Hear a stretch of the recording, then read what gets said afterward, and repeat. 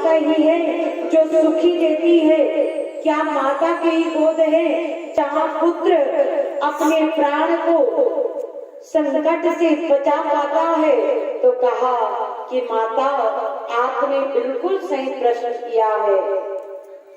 कहा भी गया है क्या कि न मंत्रम नो यंत्रम तदपि जन जाने स्तुति माहो न जानम ध्यानम च तदपि जन जाने स्तुति कथा तदेश्वरम जननी सकल धरणी शिवे कुपुत्रो जाए तब क्वचिदपि गोमाता न भवति।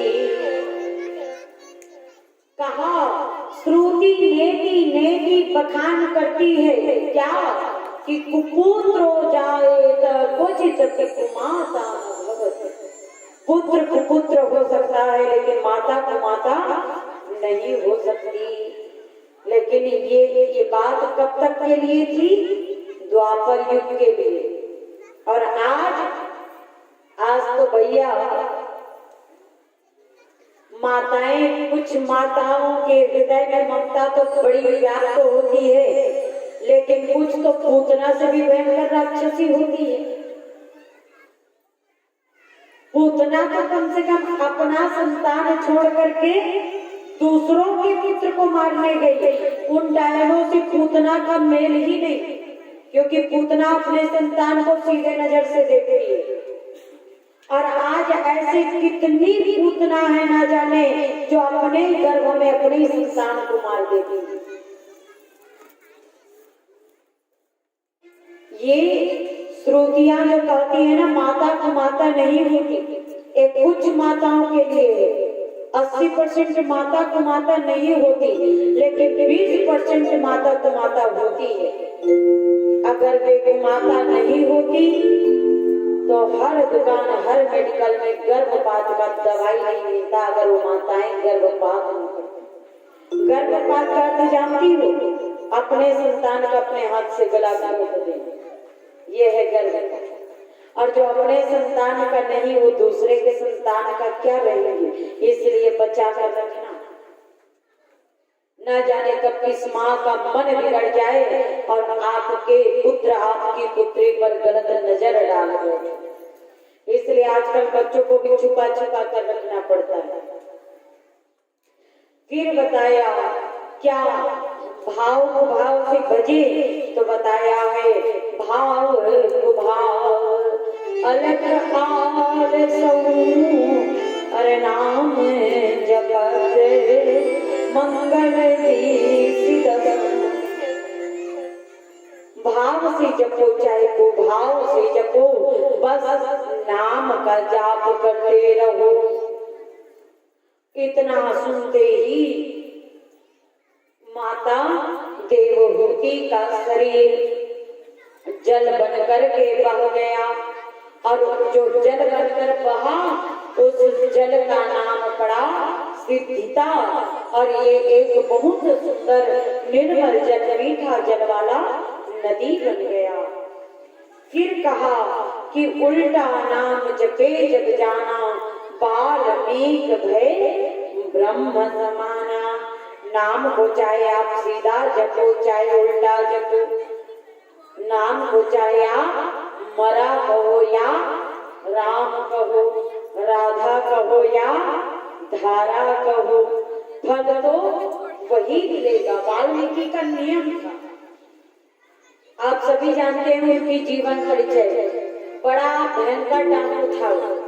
किसी को भी मारता फिर हिला डुला कर पूछता, अरे मरा कि नहीं, मरा कि नहीं, मरा कि नहीं। और अगर वो आन न करता ना तो जाते तो हम मर गए। फिर ना जोर से आवाज लगाता अपने साथियों को, अरे मरा मरा मरा मरा मरा। और वो मरा हो जाता राम राम राम राम। नारद जी की भक्ति मिली उनको। सत्संग की बड़ी महिमा है प्यारे जीवन में। बताया गया है कि गौ के सींग में आप एक दाना चावल रखोगे और वो एक दाना चावल जितना क्षण वो गौ माता के सींग में रुकेगा ना, उतने क्षण की सही सत्संग आपको कहीं मिल जाए तो इस लोक से आप परलोक उतार दोगे। श्री नारायण का स्थान आपको मिल जाएगा। एक क्षण। अब चावल के दाने सींग में कितना समय तक रुकेगा ये बताया। तो एक समय नारद जी की मुलाकात हुई वाल्मीकि से। बोले आप तो बड़े डाकू हैं, मैं जानता हूँ, लेकिन आप ये लूटपाट करते किसके लिए? कहा अपने परिवार पालन के लिए। बोले क्या संपत्ति परिवार लेता है? बोले हाँ बिल्कुल लेता है। और पाप? कहे जब संपत्ति लेता है जी तो पाप भी लेगा। नहीं मुझे तो नहीं लगता था। क्यों? एक बार पूछ कर आना। नारद जी की बात मन में बैठ गई। नारद जी ने एक जड़ी बूटी दे दी और वो जड़ी को पिए 100 डिग्री बुखार आ गई। और जैसे ही फीवर बढ़े कहने लगा मुझे अब ये यम के दूध दिख रहे हैं। अरे इतने दिन तक तुमने मेरे कमाए धन को आपस में बांटा, अभी मेरे पाप बांट लो, मेरा जो यात्राएं हैं कम हो जाएंगी। सब पीछे हट गए। अरे तुम्हारा काम था सो तुमने किया, तुम्हारे पाप हम अपने सर क्यों ले? वाल्मीकि जी जान गए कि ये सब खाने के परिवार हैं, लेकिन दुख बांटने के कोई परिवार नहीं है। वापस आए, कहा नारद जी आपने सत्य कहा था। अब नारद जी ने कहा देखो आप ये दुनियादारी छोड़कर राम राम रटो। नारद जी की संगति हुई, राम राम तो कहता बेचारा, लेकिन नियम था मरा मरा कहने का। बैठने के समय राम राम राम 2-4 बार बोल लेते, फिर मरा मरा मरा मरा ये हो जाता। लेकिन जैसे ही मरा मरा होता कि फिर राम राम कहने लग जाता। और भगवान कहते हैं मेरा प्रिय भक्त चाहे मुझे राम कहकर पुकारे, चाहे मुझे राम कहकर पुकारे, चाहे मुझे मां कहकर पुकारे, या मुझे मरा कहकर पुकारे, मैं उसके पास अवश्य जाता हूँ। आज भगवान श्री बालकृष्ण लाल श्रीमन नारायण भगवान राम रूप में वाल्मीकि को दर्शन दे गए। ये है उल्टा नाम जपे जग जाना, वाल्मीकि भय ब्रह्म समान। सत्संग होती है। एक समय एक राजा ने पूरे राज्य में ढिंढोरा पिटवा दिया, बाजे गाजे के साथ अनाउंसमेंट ऐलान करवा दिया। क्या? कि मेरे पास एक बकरा है, जिस बकरे को जो भरपेट भोजन कराएगा उसे मैं अपना आधा राज्य सौंपूंगा। कहे आधा राज्य सौंपने वाला है। ये बात एक व्यक्ति के पास तक पहुंची तो वह व्यक्ति जो है क्या करता है, आया और बकरा को घास आदि खिलाने लेकर गया। एकदम सुंदर सुंदर हरी हरी घास खिलाया और खिला करके वापस लाया। अब परीक्षा की बारी आई। राजा ने हरी घास बकरे के सामने डाल दी और जैसे ही बकरे के सामने डाली कि बकरा उसे खाने लगा। बोले तुमने भरपेट भोजन नहीं कराया, इसलिए तो बकरा खा रहा है ना। अगर भरपेट भोजन कराते तो इसके पेट में कुछ आता ही नहीं। अब वहां से सारा दिन बेचारा धूप में छांव में जा जा करके बकरे को खिलाया पिलाया, अंत में परिश्रम विफल हुआ। फिर एक आदमी आया राज्य से, कहा मैं खिलाऊंगा, और वो खिलाऊंगा कहे तो वो बकरा लेकर गया। वो उससे भी अच्छी अच्छी घास खिलाने लगा बकरा। और कुछ क्या बात है, आजकल मुझे बड़ा सुंदर सुंदर घास मिलता है। बकरा खाने लगा। आगे गया, शाम ढला, 5 बजे का समय था। जैसे ही बकरे को लेकर के आए कि बकरा खाने लगा और राजा ने डाली घास फिर खाने लगा। बोले तुम भी अच्छे से इसका पेट नहीं भरे। तभी उसी समय की बात है, एक सत्संगी मनुष्य आया और वह सत्संगी आया, बकरा लिया और एक छड़ी लिया और बकरे को ले जा करके हरे हरे घास के सामने खड़ा किया। और जैसे ही बकरा मुख लगा था कि रक्त से उसके मुख में मारता, वो सत्संगी जैसे ही बकरा खाने को मुंह खोलता कि छड़ी से उसके मुंह में मारता और अच्छी अच्छी घास के पास लेकर गया, एकदम हरी हरी मुलायम मुलायम घास के पास लेकर गया। जैसे खाने लगता जोर से मारता उसे और धीरे धीरे धीरे धीरे सुबह से लेकर शाम तक ना जाने कितनी छड़ी उस बकरे ने मार खाई। और मार खाते खाते खाते खाते बेचारा डर गया। अब जैसे राजमहल में आया और महल में आकर के उस बकरे के सामने घास डाली गई और घास डाली, छड़ी सामने लेकर बैठा।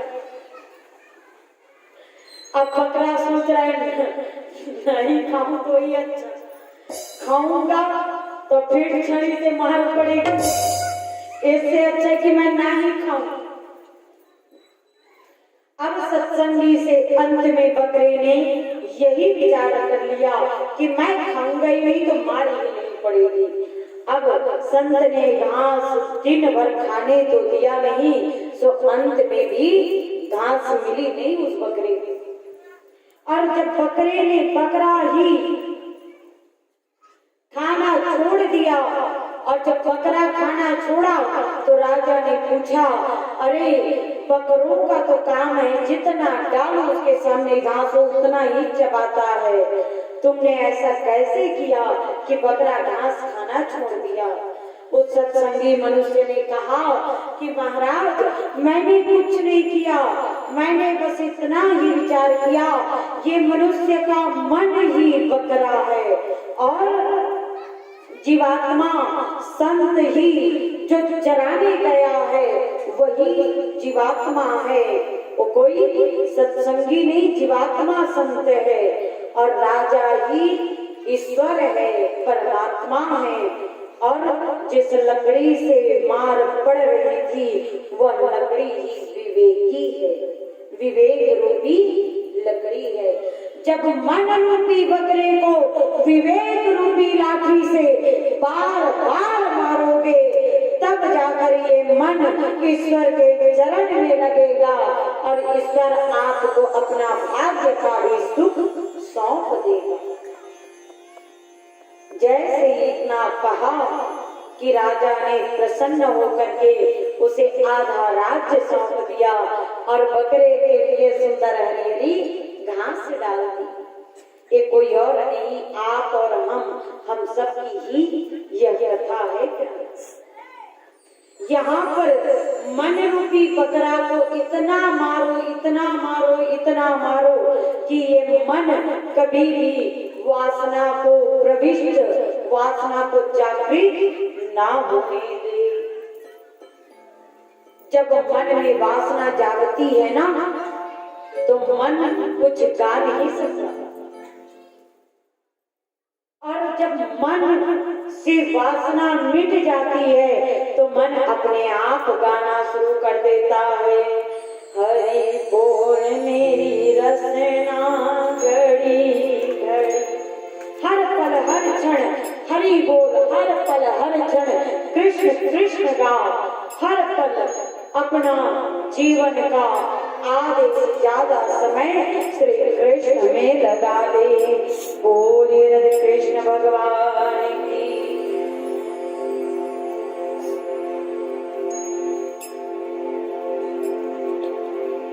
बोले बांके बिहारी लाल की।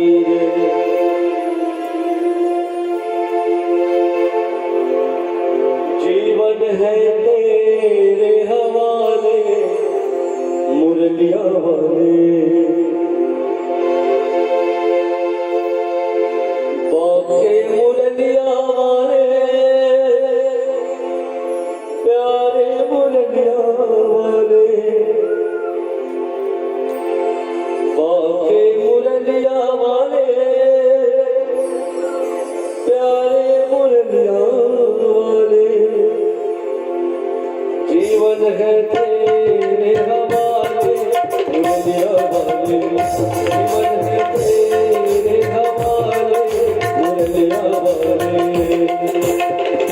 बाके मुरलिया वाले प्यारे मुरलिया वाले, बाके मुरलिया वाले प्यारे मुरलिया वाले, जीवन है तेरे हवाले मुरलिया वाले, जीवन है तेरे हवाले मुरलिया वाले।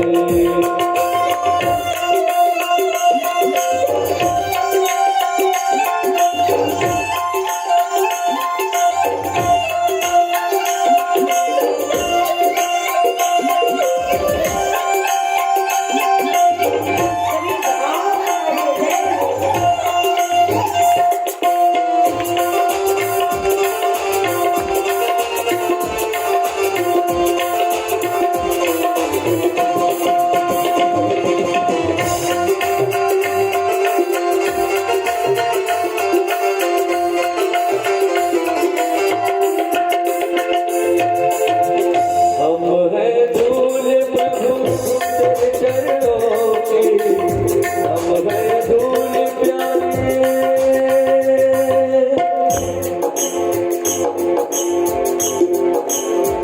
हम हैं धूल प्रभु तेरे चरणों की, हम हैं धूल प्यारे तेरे चरणों की। वृंदावन में बसा है मुरलिया वाले, वृंदावन में बसा है मुरलिया वाले, जीवन है तेरे हवाले मुरलिया वाले।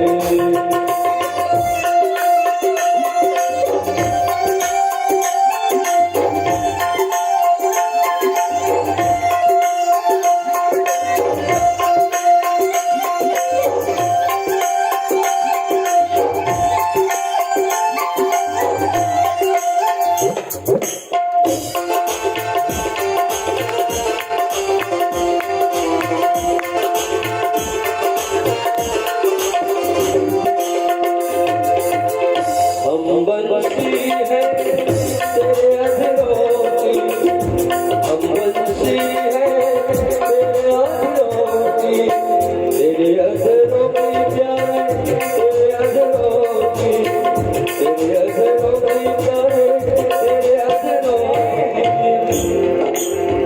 चाहे तुझे से बजा ले, सभी भावों के साथ चाहे तुझे से बजा ले मुरलिया वाले, जीवन है तेरे हवाले मुरलिया वाले।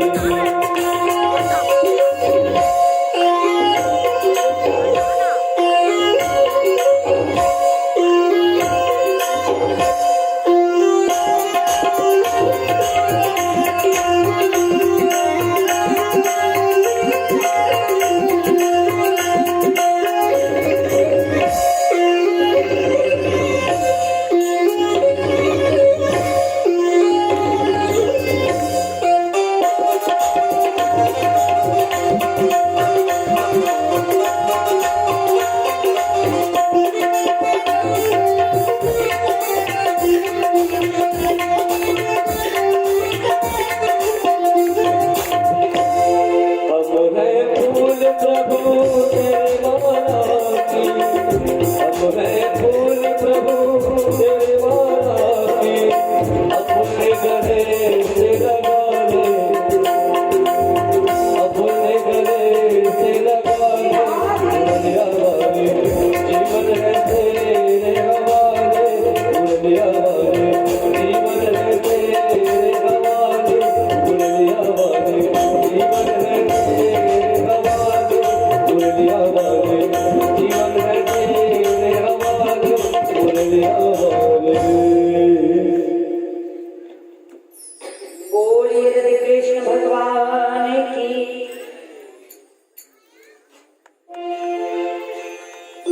बताया चतुर्थी स्कंद में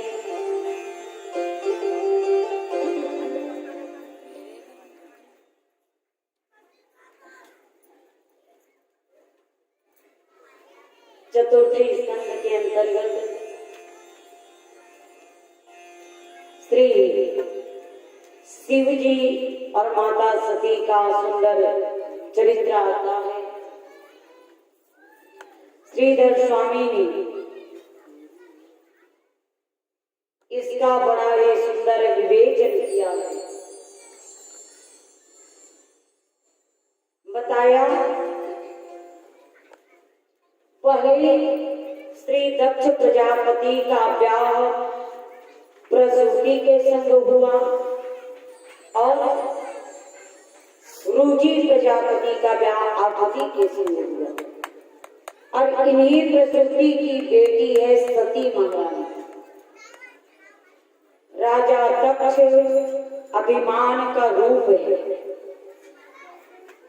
बताया कि दक्ष प्रजापति एक समय दिव्य यज्ञ कर रहे थे और उस यज्ञ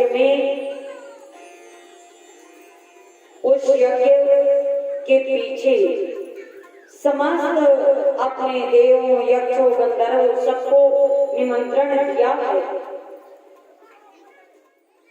और इस निमंत्रण पर सभी भक्तजन आए हुए हैं, सभी देवगण आए हैं, सभी संत जन आए हैं। और जब सब आए हैं ना तो देवताओं ने जब दक्ष प्रवेश पाया यज्ञ मंडप में तो देवताओं ने उठकर दक्ष को प्रणाम किया है, लेकिन महादेव ने मानसिक प्रणाम किया, खड़े नहीं हुए। और जब खड़े नहीं हुए तो महादेव से कहने लगे क्या कि ये शमशान में रह करके शमशान वासी हो गया, मृतक शरीर के समान हो गया, इसमें छोटे बड़े का सम्मान कैसे करे, इसका मर्यादा नहीं। ये भोले बाबा पर मानो आरोप लगा रहे हैं। कहे शिव शमशान में रहने वाला है। श्रीधर स्वामी ने इस श्राप को आशीर्वाद बताया है। यह स्तुति है, श्राप नहीं।